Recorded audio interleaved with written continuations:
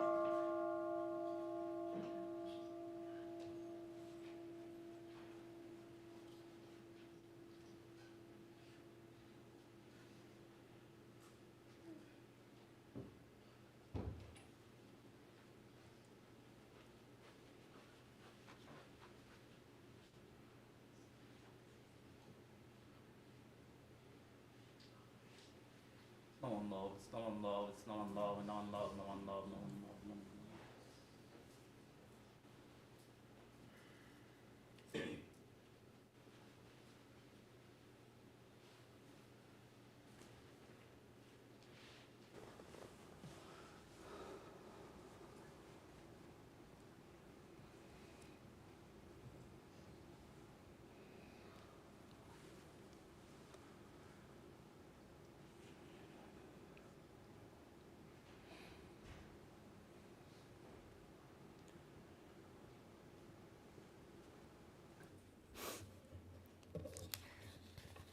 Hello, everybody. Good morning. Morning. My name is Karen, and I'd like to thank you for attending this morning's Dharma family service. We will begin this service with some meditation led by Reverend C.J. Dunford. Reverend C.J. Dunford will strike the bell, and we will sit for a few minutes to quiet our minds and prepare to hear the Dharma. Then they will strike the bell again, and we will continue with the service.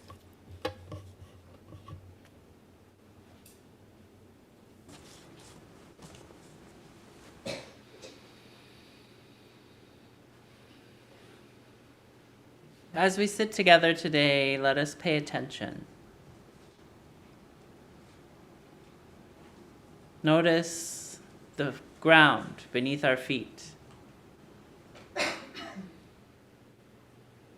the chair beneath our thighs and back, lifting us up, connecting us to the great earth, connecting us to one another.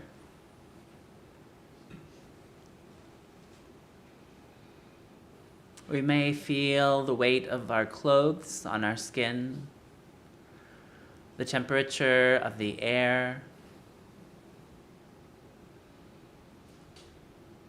other sensations, perhaps some discomfort or some aches.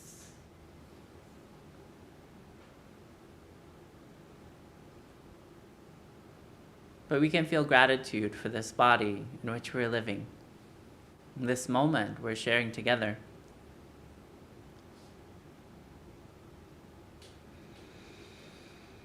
As we sit together, breathing in, thoughts and feelings may arise. May we greet them as we would an old friend, without judgment.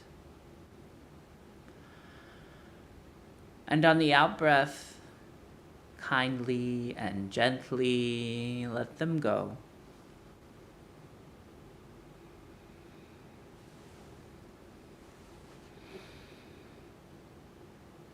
Today, we'll practice a visualization meditation.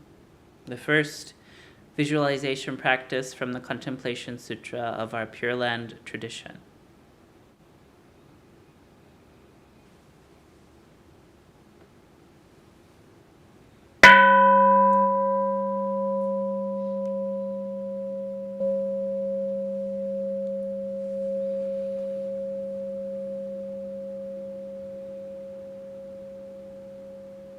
Let us concentrate with all of our attention. Turn our thoughts westward. Gently closing our eyes, may we envision a setting sun.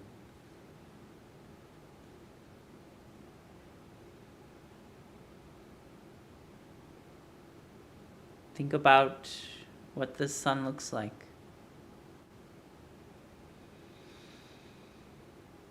We are so fortunate to live near the great ocean, and so many beautiful hills and mountains and trees.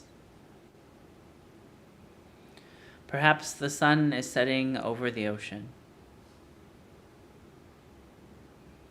Maybe the sun is setting over hills, over mountains covered in trees. Let us visualize this sun setting in the west.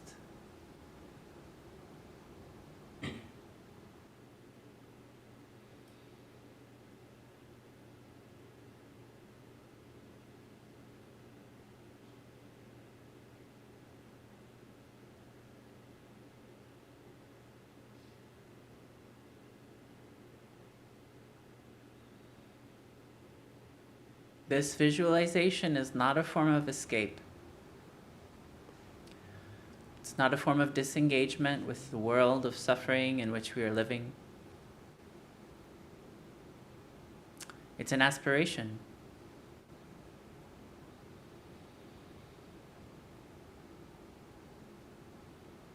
It's a way to settle our minds.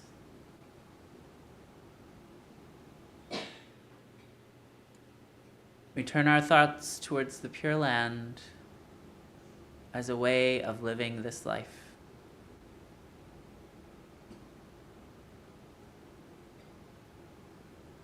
With aspiration for that birth.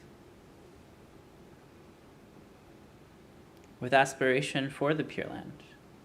We visualize the setting sun.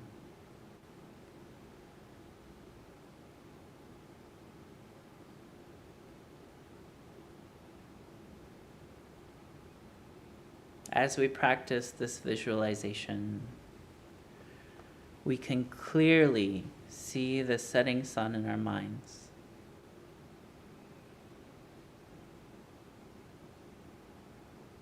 Firmly fixing our attention on that sun.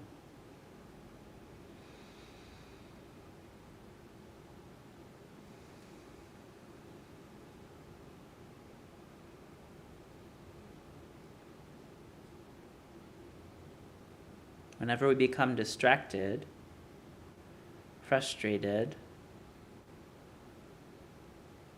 lost in our obscuring passions, we can bring our concentration gently back to the setting sun. Bright, warm, red, orange, yellow.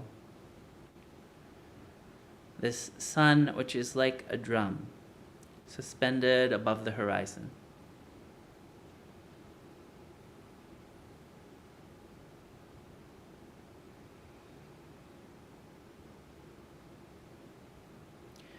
This is the first contemplative practice in visualizing the Pure Land of Sukhavati.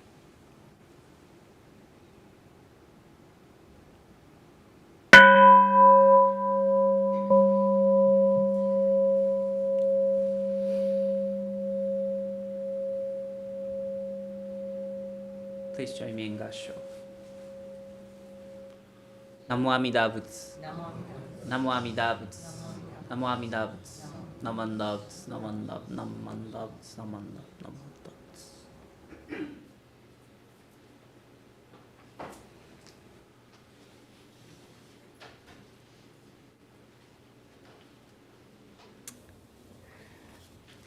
Reverend CJ will now chant the Sambutsuge, which is on page 79 of the Purple Service Book.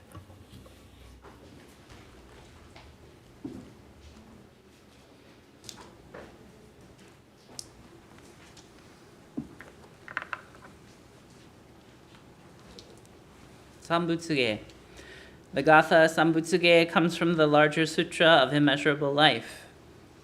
It is the praises voiced by Bodhisattva Dharmakara to the Buddha Lokeshvara Raja. In these praises, Dharmakara expresses their gratitude to the Buddha and their own desire to attain Buddhahood and heartfelt determination to accomplish this goal for the sake of saving all sentient beings.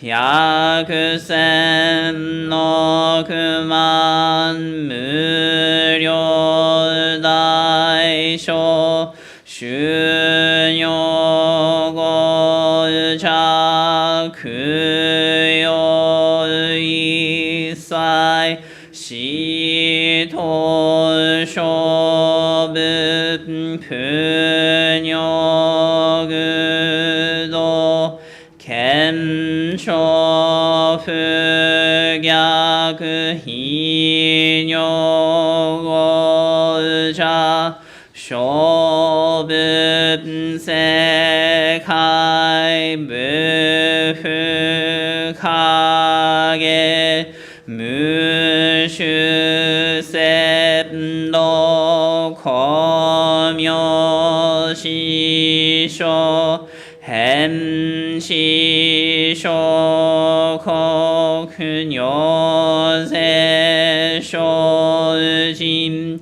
一人難量量がサブ国土第一五種奇妙道長長世国尿内音二無闘争がと愛民道が二切自法来所人熱症状意図が国経楽安穏公文信用是が心象本願の日力少々欲実法生存知恵無下上量子孫知が信行軽量心死食毒中が行精進忍住不見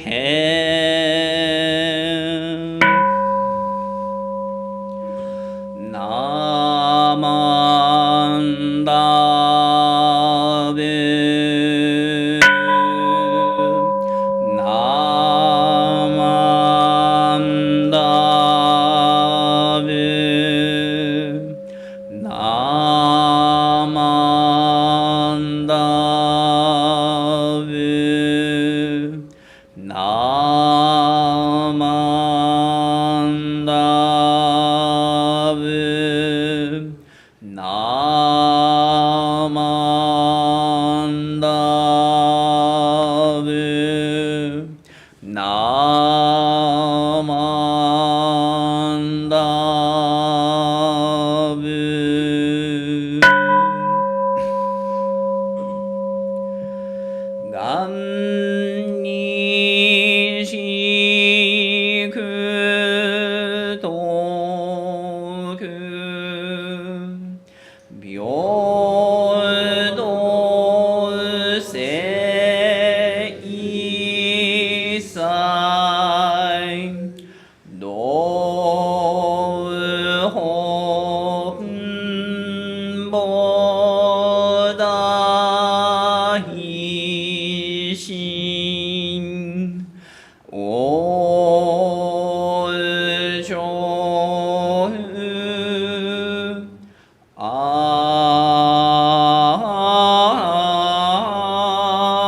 んな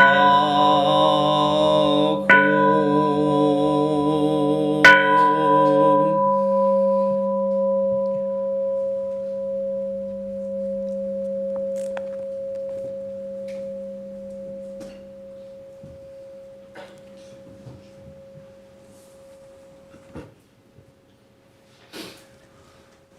Namo Amida Butsu. Namo Amida Butsu. Namo Amida Butsu. Namo Amida Butsu. Namo Amida Butsu. Namo Amida Butsu.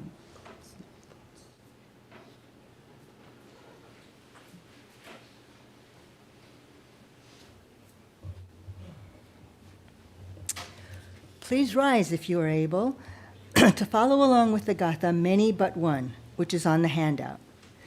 And then please remain standing for the reading of the three treasures. We all have to remember that together we are one, and this is a great song. Let's try it.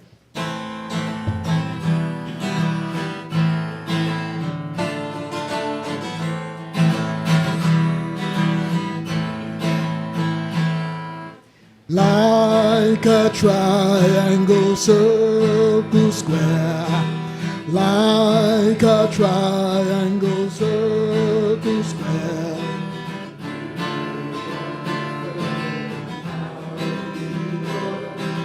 Oh, the wonder of this life, for that's found. We are all embraced. No, we are many but one. Are many but one. Are one together here and now. Like a triangle, circle, square.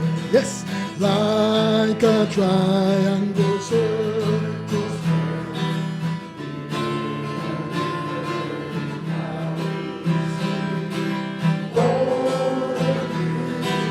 Of this life, falling down the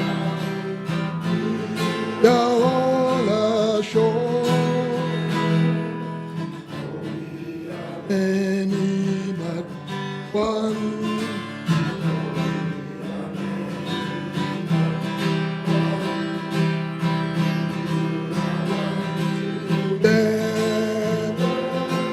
Here and now, like a triangle, circle, like a triangle, circle.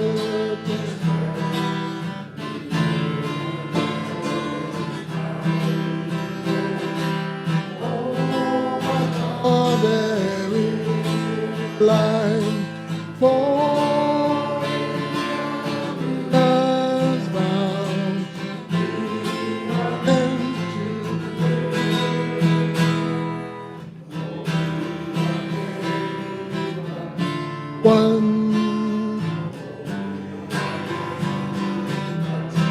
one, yeah, one together here and now.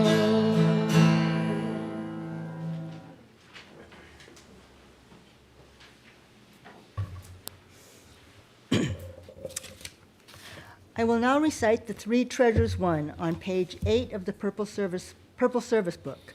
Please feel free to follow along.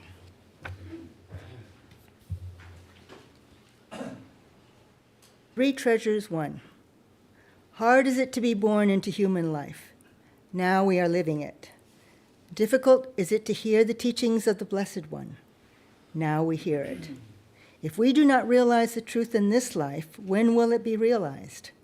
Let us reverently take refuge in the three treasures of the truth. I take refuge in the Buddha. May we absorb ourselves in the principle of the way to enlightenment and awaken in ourselves the supreme will. I take refuge in the Dharma. May we be submerged in the depths of the doctrine and gain wisdom as deep as the ocean. I take refuge in the Sangha. May we live in harmony in the great assembly as disciples of Buddha and be freed from all hindrances, becoming units of true accord in the life of harmony, in a spirit of universal oneness, freed from the bondage of selfishness.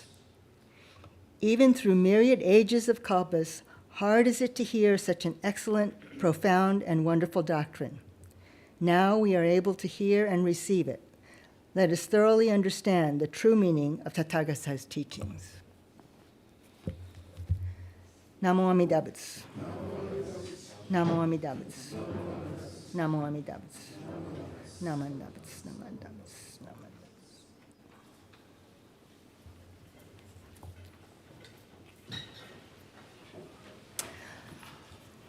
You may be seated, and we will now have a Dharma presentation by Reverend CJ and the Sangha members who participated in the Rite of Return pilgrimage event that took place a couple of weeks ago. CJ.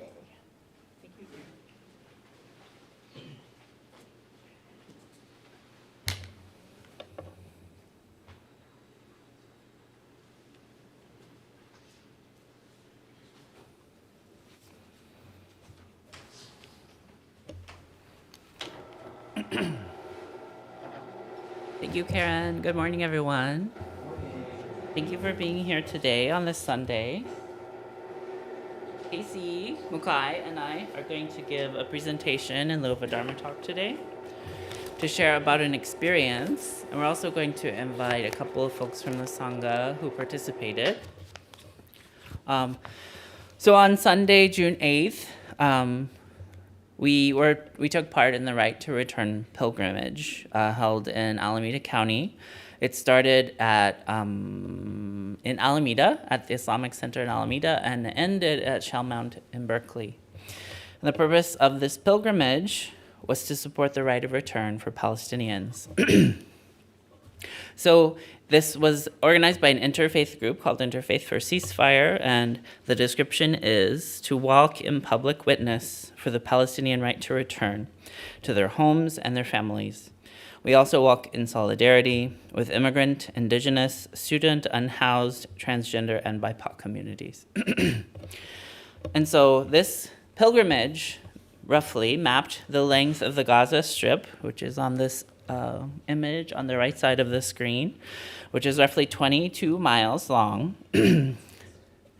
A trip taken by many, many Palestinians, especially since the beginning of Israel's most recent genocidal campaign, which began on October 7th of 2023. The idea of the right of return, the Palestinian right to return, is a political position or principle that Palestinian refugees, both first-generation refugees and their descendants, have a right to return to and a right to return and a right to a property they themselves or their forebears left behind or were forced to leave in what is now Israel and the Palestinian territories, both formerly part of British Mandate Palestine prior to World War II.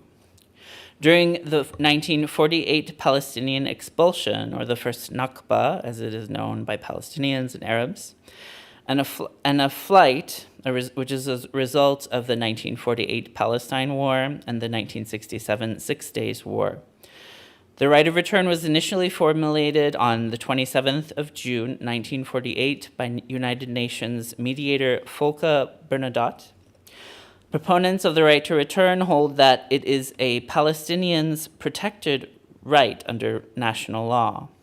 This view holds that those who opt not to return or to whom return is not feasible should receive compensation. Proponents argue that Israel's occupation stands in contrast with its law of return, which grants all Jews the right to settle permanently while withholding any comparable rights from Palestinians. The government of Israel and its supporters state that Palestine refugees don't have the right to return under international law. It's important to note that as Israeli occupation forces bombarded Gaza, they warned Palestinians to move back and forth from the north to the south of Gaza many, many times. On February 29th of 2024, just last year, an event happened which is now known as the Flower Massacre, where the Israeli occupation forces killed at least 118 and injured 760 Palestinians who were seeking humanitarian aid. Now, atrocities like the Flower Massacre are happening daily as the world turns its attention to Israel's attacks on and subsequent retaliations from Iran. It's important for us not to become distracted by the many atrocities being carried out by Israel in the region of southwestern Asia as separate events. They're all rooted in the imperialist idea of stealing land and resources from the indigenous peoples of Palestine and more broadly in the region of South and Southwestern Asia. So that's the background. I think I'm going to introduce Casey, who will talk a little bit about the Interfaith Movement for Human Integrity, which is the organization we've been working with at Berkeley Buddhist Temple. Yes, hello everyone. And just to introduce myself, my name's Casey Mukai. I use she, her pronouns. I am a temple member. I'm also part of the community outreach committee as well as the Blend community.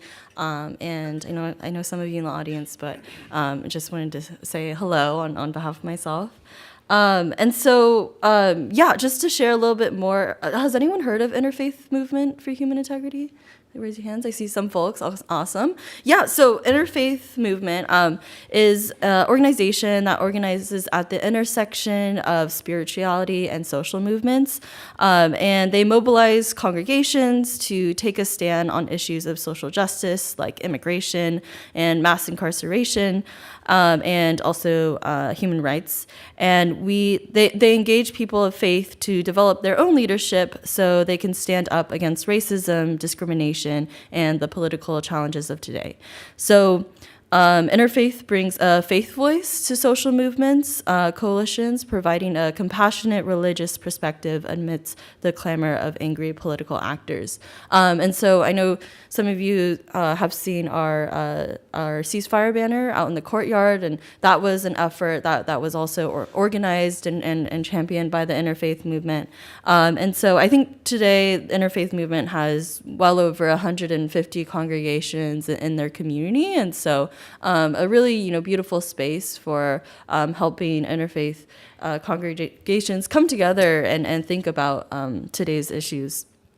And I know Reverend CJ has been representing our temple as a part of this coalition. I think BCO is also involved with this coalition and many other orgs. And on a personal note, Interfaith has also been a really great partner in our work for Tsuru for Solidarity, which is a grassroots Japanese American organization that organizes to fight state violence.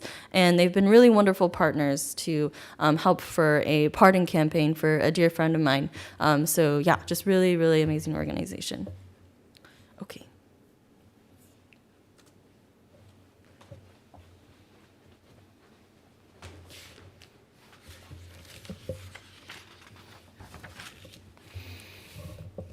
Before I talk a bit about words from Venerable Shinran, our founder, I want to talk a little bit more about the history of Palestine. It's important to speak of what's happening right now, especially in modernist terms, of the long history of Israeli colonial expansion during the 20th century. And what's happening now is not just about October 7th, 2023, as many people will make it, but goes back much further to European colonization after the fall of the Ottoman Empire, anti-Semitism in Europe and the United States, and the establishment of modern Zionism. And Europe's inability to confront their own anti-Semitism, and instead preferring to displace Jews and collaborating with the then new Zionist political movement that sought to establish an ethno-religious state in British Mandate Palestine. And this is the nation that we call Palestine for many centuries, even back to the time of the Roman Empire and the lifetime of Jesus. So you can see on this slide, this is a very common image that depicts the land seizure by Israelis over the last 80 or so years. And you can see that Palestine is quite literally disappearing. So are the people who live there. They're being murdered. They're being sent away. They've lost their homes. They've lost their land and lots of loved ones.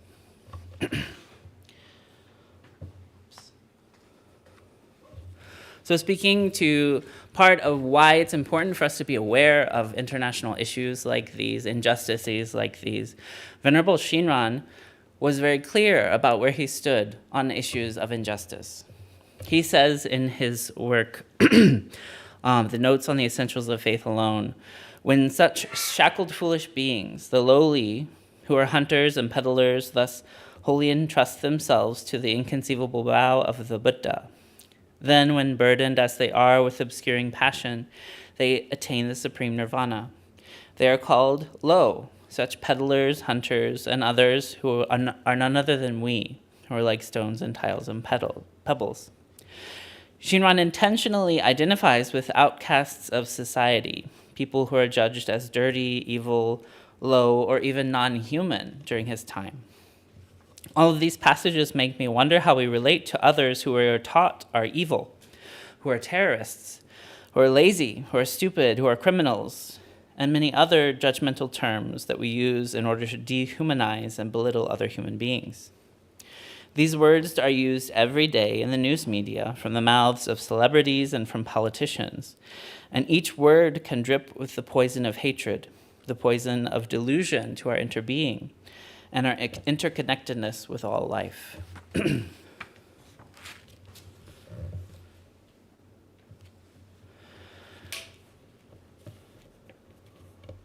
In his Lamp for the Latter Ages, a letter to a group of Jodo Shinshu followers, he says that, I've heard that you are telling people who are appallingly self-indulgent and lacking in shame that a person should do evil just as they desire. This is absolutely wrong. He goes on to say that as we hear the Buddha's vow, we gradually awaken from our drunkenness of ignorance and reject the poisons of greed, hatred, and delusion, coming to prefer the medicine of the Buddha. While Buddha may accept us just as we are, if we're truly engaged in the Buddha way, then we begin to awaken in this life, not only in the next one. If we don't think critically about who we are now and how we behave and what we believe, how we hurt others and ourselves, then we're not engaged in the Buddhist path. We're selfishly drunk on our own stupidity. He then goes on to say in the same letter, in people who have long heard the Buddha's name and said the Nembutsu, surely there are signs of rejecting the evil of this world and signs of their desire to cast off evil in themselves. That people seek to stop doing wrong as the heart moves them, although earlier they gave no thought to such things and committed them as their minds dictated, is surely a sign of having rejected this world. I see this passage as guidance for us to think critically about how we engage with systems of oppression, systems of violence, systems of colonialism and war and terror. And so part of this pilgrimage that we did together was deep self-reflection and understanding the privilege that we have living here in the United States, but also at the core of the United States empire. And so now I'd like to shift gears a little bit and talk about what pilgrimage is. Has anyone here done a pilgrimage before? It can be different kinds of pilgrimages. We'll talk about that. And it's like, okay, just a few. So there are many Buddhist pilgrimages. One of the main ones that most Buddhists participate in, regardless of sect or lineage, is the Buddhist pilgrimages to 4 places related to the life of Shakyamuni Buddha. So the first one is Lumbini in Nepal, which is the birthplace of Siddhartha. Here's a picture on the top of a temple, a white temple in Lumbini. We sing the song sometime in Lumbini's garden, especially for Hanamatsuri. The second place is Bodh Gaya, Mahabodhi Temple in Bihar, India. This tree here in this image is said to be the descendant of the Bodhi tree under which Siddhartha Gautama became enlightened and became the Buddha. So people will often visit those 2 sites along with these 2 as a way to connect with the life of the Buddha. The next site is Sarnath in Uttar Pradesh, India, which is the site of Shakyamuni Buddha's first sermon. And the top image shows some ruins and a large temple. This is where Shakyamuni gave his first sermon.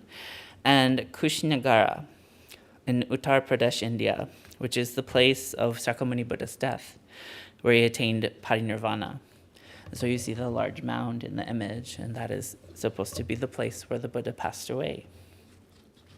Those are Panda-Buddhistic pilgrimages, but there's also pilgrimages directly related to our lineage of Jodo Shinshu. Many people here, maybe raise your hand if you've been to Honganji in Kyoto. Yeah, so a lot of us want to go visit that home temple, our mother temple in Kyoto. And this image hardly does it justice because it's very tall. It's a huge temple built in a very beautiful, original, and intricate style. And then another pilgrimage for Jodo Shinshu Buddhists that I know a few people may here have taken is the Kakure Nimbutsu Caves in Kyushu. Who's done that? I haven't. I want to. Ooh. Oh, we have a couple. I'd love to hear more about those pilgrimages. This was a time from the 16th century until the 19th century where Nembutsu was discouraged. And it was outlawed, in fact, in Kyushu because it was seen as a populist threat to the way that things were going with provincial rulers and the samurai class having a lot of power, and there was a lot of rebellions. And people who were leading the rebellions were Jodo Shinshu Buddhists because they believed in equality. They didn't like oppressive systems.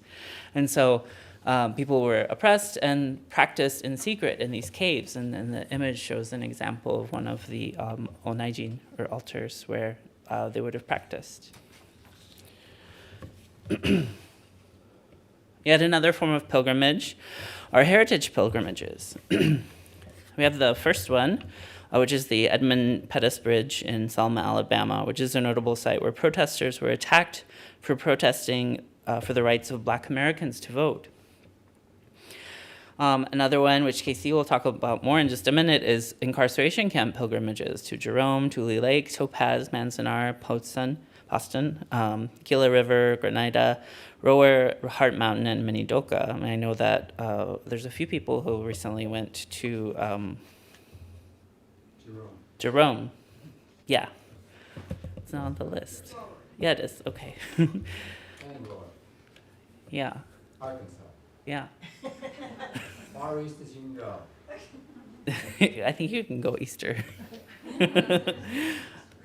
And then the last one on this image is a really special one my teacher, Reverend Dr. Dorsey Blake, shared in his class, is the Dakota 38 Reconciliation Horse Pilgrimage, which honors the lives of indigenous ancestors of the Dakota people and a terrible injustice that they have faced. On September 28th of 1862, a commission of military officers began trying Dakota men accused of participating in the U.S.-Dakota War of 1862. On November 5th, the trials were complete. 303 prisoners were sentenced to death and 16 were given prison terms.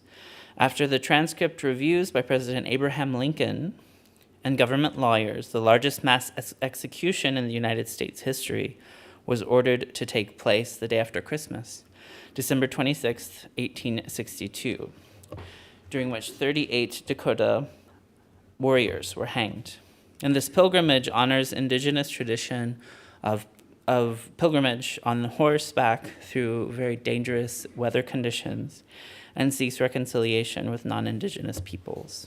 So there are many, many kinds of pilgrimage, and I'll invite Casey back to talk a little bit more about JA pilgrimage and a little bit more about our pilgrimage we did earlier this month.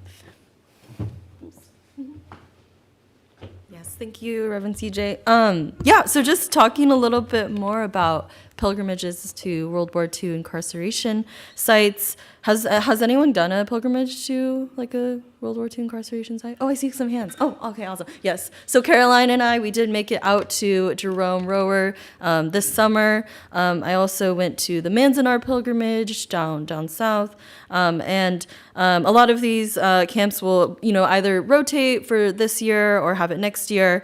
But the first organized pilgrimage was actually in to Manzanar, and that was in 1969. And it was a really important moment for our community because it was organized for our community, by our community, and it brings descendants and survivors and allies together to come to understand and start to heal from incarceration and the intergenerational trauma that incarceration brought upon our community.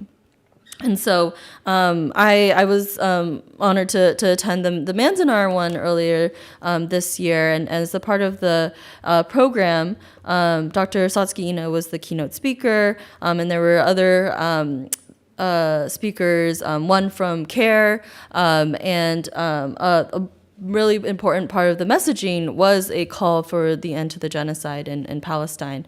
And so part of, I think, the pilgrimages today, they often have a lens of how can we not repeat the same violence that was done to our community, and how can we see how our, what happened to the JA community is definitely interconnected with what we're seeing today in terms of, incarceration, in terms of detention. What are the through lines that we can draw to today's state violence today? I think that's... Yes, I'll go for it now. And yeah, we just wanted to show a bit of a comparison of, these are side-by-side map screenshots of California and Palestine. And this is to scale, just to kind of give you a perspective of, what the size of, the area that we're talking about.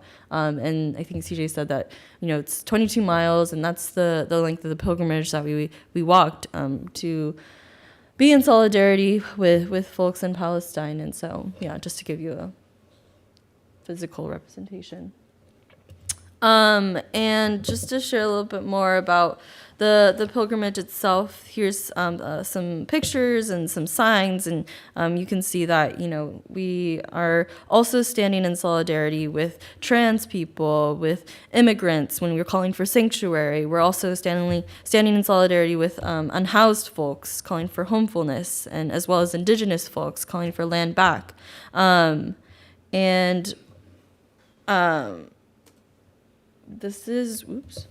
This is the Islamic Center of Alameda, which was the starting place of the pilgrimage. And so you can see some folks there in the audience.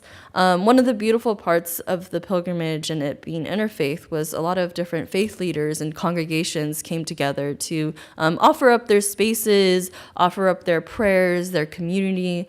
CJ and I led the fifth leg of the pilgrimage, and that started at Heart and Soul in Oakland. And I don't know if anyone's ever been there, but it was a beautiful congregation, and they welcomed us with open arms, and it was beautiful to see the community gather.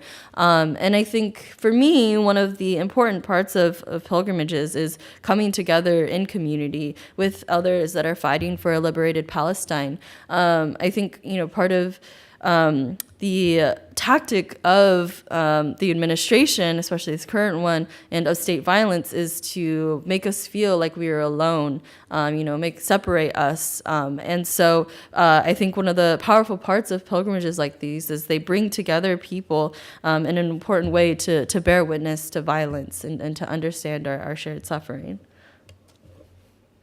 And yeah, just wanted to share a few of the faces as a part of the pilgrimage. These are some of the staff members, part of Interfaith. The person wearing the keffiyeh, that's Jose Ruben, who's a formerly incarcerated faith leader who is very active in anti-deportation, anti-detention work, an amazing individual. And here's one of the signs from the pilgrimage. I don't know which group that is, though. I didn't get to meet them. But it's a very, pan-Buddhist opportunity. And CJ and I, as well as members of our congregation were there, but there were also members of BCO and Mountain View Buddhist Temple that were also in attendance. And it was really beautiful to get to gather with other Sangha members in this way. And yeah, who's that? Does anyone recognize who that is on the screen? Just wanted to snap a quick picture. Oh yeah. And I don't know if this will play. Just kidding. I was gonna show a video of me just panning up and showing like this massive group that was gathered, but looks like it's not playing. And yeah, so I just wanted to, I guess, share a little bit more about why I personally, as a Buddhist, took part of this pilgrimage. I think a lot of my own faith and spirituality is guided by compassion and for deep empathy and radical solidarity and compassion for all beings. Going on this pilgrimage was a time for me to express my interconnectedness with all those suffering around me. For me to walk for Palestine is to acknowledge that I am not an isolated individual, but part of a global Sangha. And it was important for myself to come together in community with other folks that were also fighting for a liberated Palestine. And I think, in a time when it feels so hard to, watch the news or to follow, everything that's going on, I know for myself that it's my responsibility to bear witness and to not turn away. And I think the act of being physically present as a part of a pilgrimage and, putting my body into my solidarity, it was a way for me to stay aware or to stay awakened of the world's pain without turning away.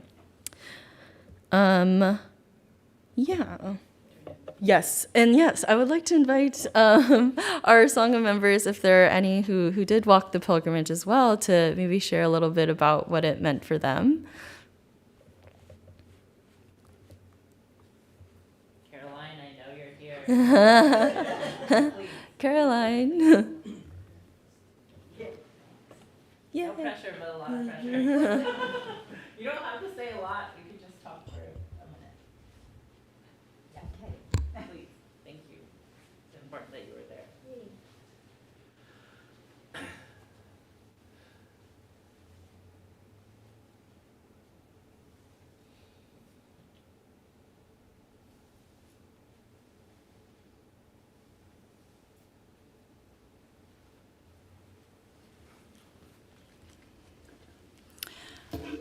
Hi, I'm Caroline Fernandez, and I am a member of this Sangha.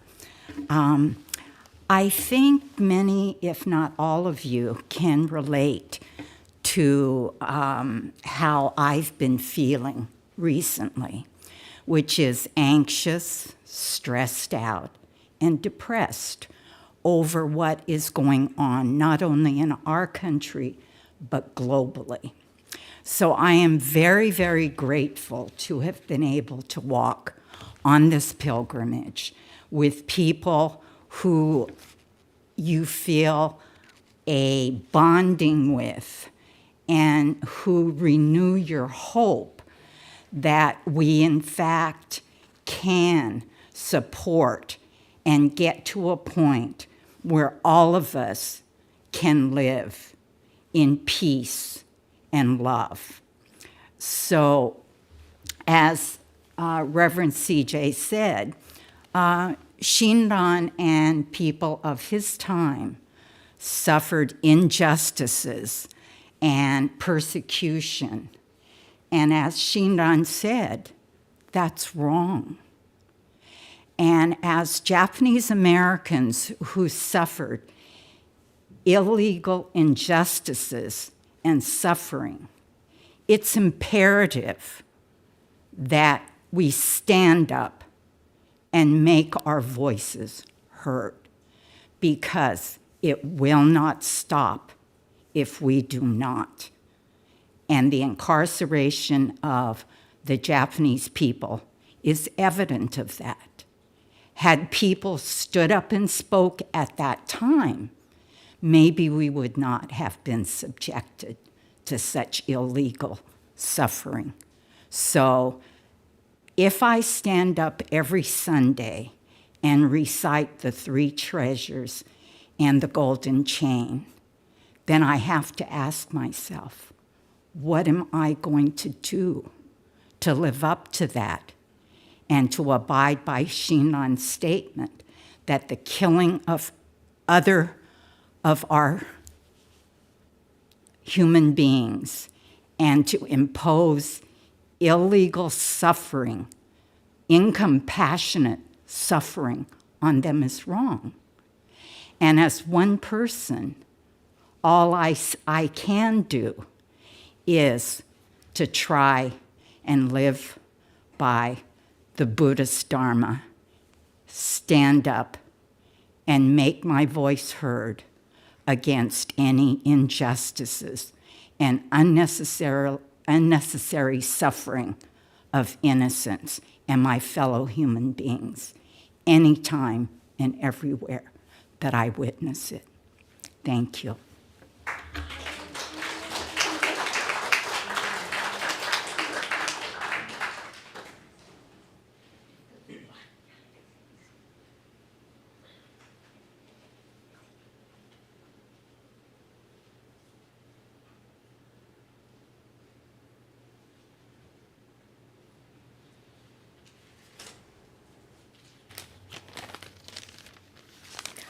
I'm not like Caroline.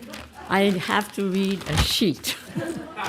My name is Yukio Taki, and it made me very sad to hear the news of the many, many Palestinian people, especially the children, dying each day. And this is my reason for participating in the walk. During my walk, I noticed smiles on the faces of the walkers and realized that there are many compassionate people who care about the situation in Gaza and who are willing to come together to share some support. During World War II, my mother told the family, "You do not say anything and avoid being noticed." With this in mind, I never expressed my opinion until several years ago here in the US and abroad. And in my senior years, I am ready to express my opinion. So now, I join protests, send messages to my representatives. I don't know whether it accomplishes anything, but I feel positive over my actions. Thank you.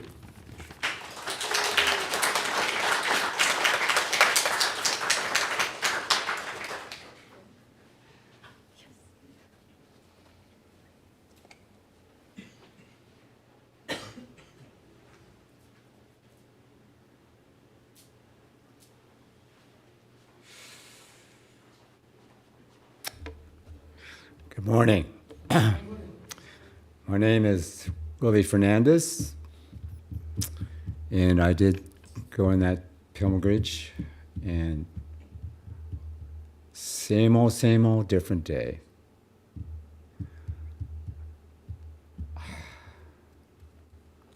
I grew up over here at Blake and Shattuck. I do remember 1948. I had a friend named Steve Schwartz. I called him Schwartz, but he said, "Willie, it's Schwartz, and I'm a Jew." So what the heck is that? And he explained it to me, and I couldn't understand it. So it's a religion. It's no, we're a people with a religion. But you look white. And I'm brown. So what race are you? He said. So I just,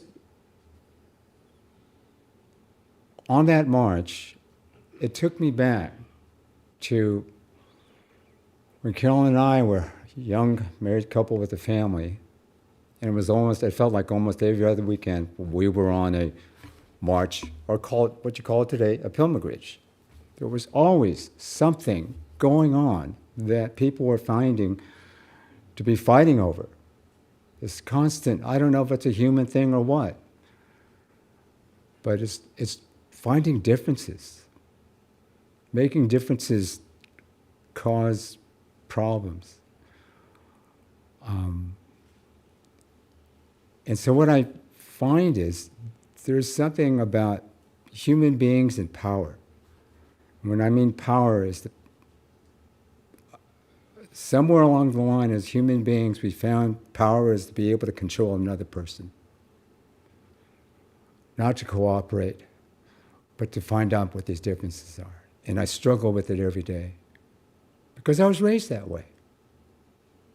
I was also raised as a Christian, as a Catholic. And I'm still trying to find my way. I found my way to Buddhism. I found my way to this temple.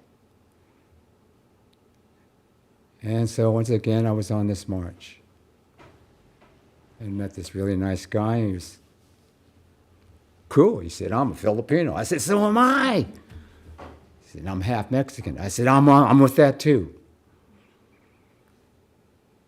So I was trying to figure out what was going on. And this was very similar. I'm doing that. We've done this before. Me and Carolyn walking down, we've got a sign, and and ours used to be back in the day, hell no, I ain't going. Hell no, we won't go. End the war. It's still happening. Some people call it an ism. Racism, sexism, homophobism. It's a belief in the inherent superiority of one group over another. That's a plain old prejudice. But if you have the power to do that, it becomes an ism. Racism, sexism. But there's got to be another kind of ism that promotes mutual respect, acceptance, cooperation among people who are different. And I think we're still there. And when I come to this temple, that's what I hope we practice. Thank you.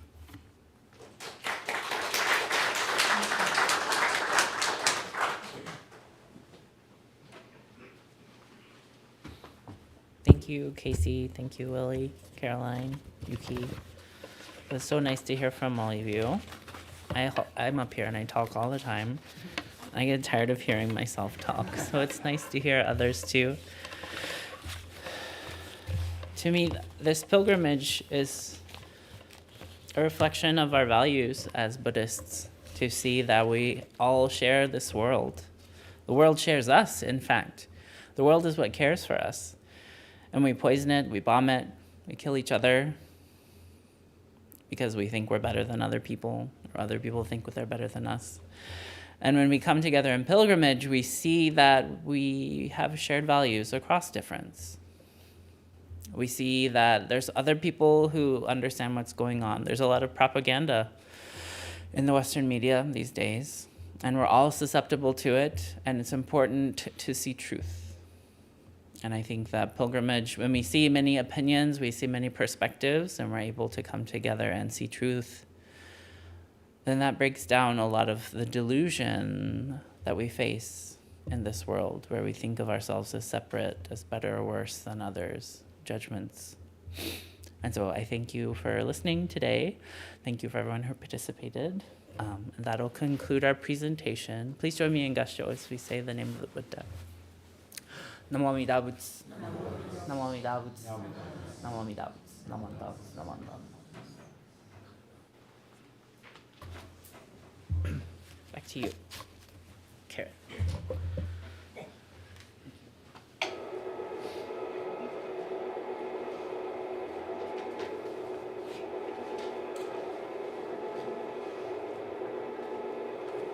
Thank you, Reverend CJ, and all the others who have stood here to speak, Casey and Carolyn and Yuki and Willie.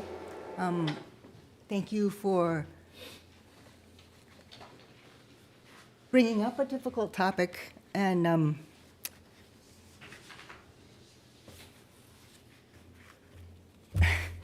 allowing us to share it in a safe space. So, thank you very much. Please rise if you are able to follow along with the Gatha. This land is your land, which is on the handout. Before we begin the song, we want to acknowledge that we are on the unceded land of the Ohlone people. You can find out you can find out what land you are on native-land.ca.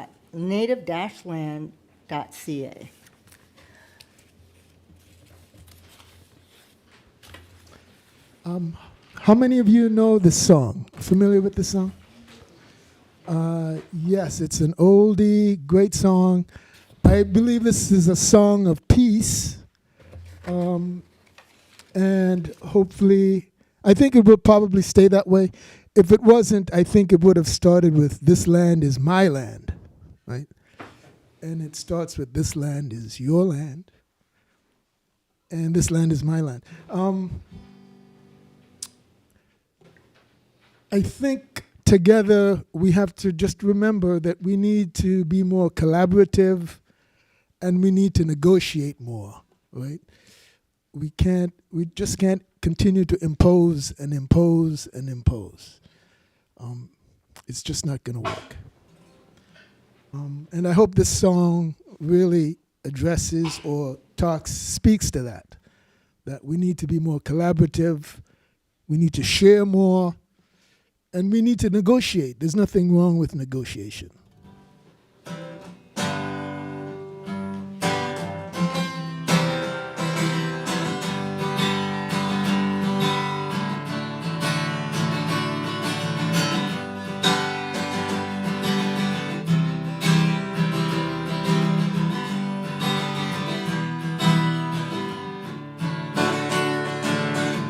Here we go. This land is your land, this land is my land, from California to the New York Island, Redwood Forest, water. This land was made for you and me. As I was walking in a highway, or above me, the skyway I saw below me. This land was me. So chorus, this land is your land, hey, this land is my land, California, York Island, from the Redwood Forest. The Gulf Stream water, this land was made for you and me. And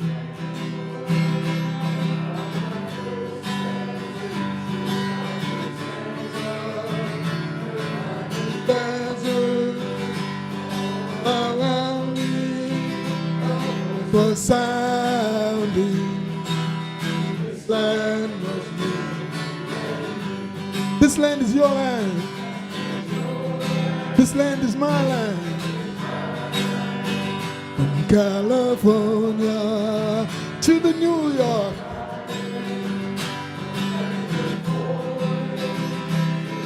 In water must be land.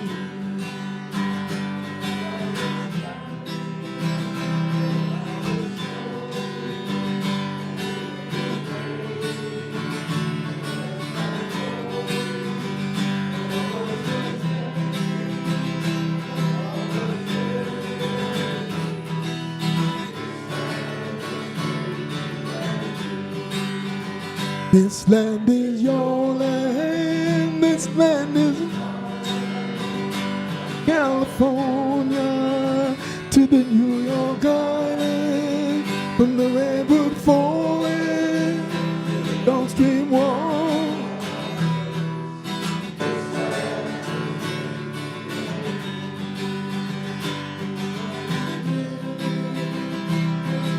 Stop me.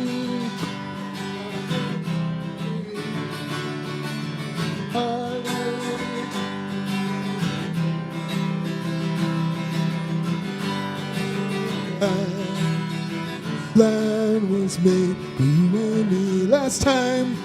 This land is your land, this land is my land, from California to the New York Island, from the Redwood Forest to the Gulf Stream water. This land was made for you and me. This land was made for you and me. Hey.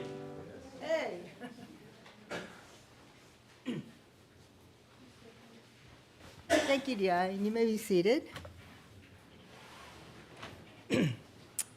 Now we go to the more business-like part of this, the service. But we'll now read the announcements that have been submitted. So starting with online meditation discussion, Wednesday, June 25th at 7 p.m. The sign-up link is on our website. The BBT Dharma, a monthly online study session, is on Thursday, June 26th at 6:30 p.m. The topic is discrimination equality. Again, please sign up on our website. Obon Odori. Our Obon is on Saturday, January 12th from 6:30 p.m. to 8 p.m. at the Berkeley Buddhist Temple. This is in conjunction with the Berkeley Higashi Temple. Practice sessions are Tuesdays and Thursdays, 7:30 to 9 p.m., June 26th, July 1st, 3rd, 8th, and 10th at the BBT. Everybody is welcome to join. Ohaka Mairi, which is a cemetery visitation, will be held on Sunday, July 13th after the service. We will visit the Sunset View Mortuary in El Cerrito and Chapel of the Chimes in Oakland. If you would like to join Reverend Kurohara for this year's cemetery visitation, please contact the temple office. Today is also the second day of the Alameda Buddhist Temple Bazaar, so please, if you have the time and are able, please support our partner temple. It's from 12 to 7 today at 2325 Pacific Avenue in Alameda. And finally, the Jodo Shinshu parking will be available for next Sunday's service, June 29th. The gate will be open at 9 a.m. and close at 9:30 a.m. sharp. Please arrive during the period to take advantage of the JSC parking. And now that I look at the script and I realize that I've forgotten a chunk of, of the announcements, we have some guests today. So I would like to introduce, I would like to introduce them. If you'd like to, please either stand up or wave so that we can acknowledge your presence and welcome you to the temple. First, we have a group that are visiting from the Tokudo training, which just completed at the Jodo Shinshu Center. So we have Alain from Belgium, Javier from Spain, Natalia from Argentina, and we also have a guest, Nathan.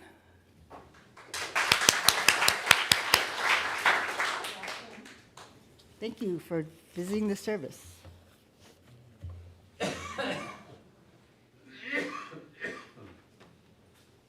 Okay, we're almost done. Time for thank yous. Thank you, Karen, for being a wonderful chairperson today. Thank you to all my friends who helped with the presentation today. Thank you to the live streaming team for their help during the live streaming service. Thank you, DI, for the music and the gathas. And thank you to the Juntoban for preparing refreshments in the social hall.